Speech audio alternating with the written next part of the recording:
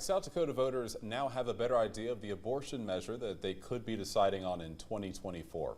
Last week, the Attorney General's office released an explanation on the proposed constitutional amendment. But that version is different from the original, we've learned. State House reporter Austin Goss explains now from the Peer Newsroom.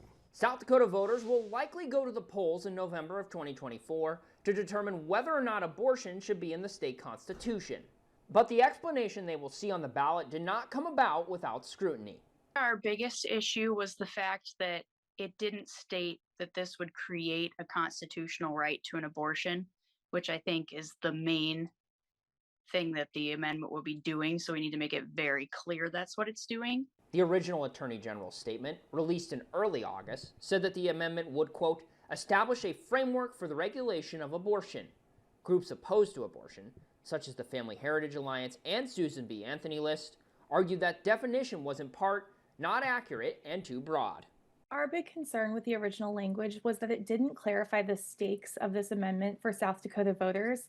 If passed, this amendment would create a right to abortion in the state constitution that has never been there from before South Dakota was even a state. Now, the new explanation from the Attorney General that will be on every ballot states that the amendment will, quote, establish a constitutional right to an abortion and provides a legal framework for the regulation of abortion.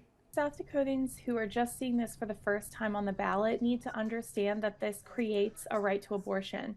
There is no right to abortion in South Dakota. There is no right to abortion in the U.S. Constitution. And this would be a huge change from state policy. Dakotans for Health, the organization pushing the amendment, says that the change means little to them, and they are satisfied moving forward. Look at some of those comments. A lot of that stuff was very editorial. I would argue quite political, and he didn't accept hardly any of it. So, like I said, was there any material change to what our amendment proposes? And I really don't think there is.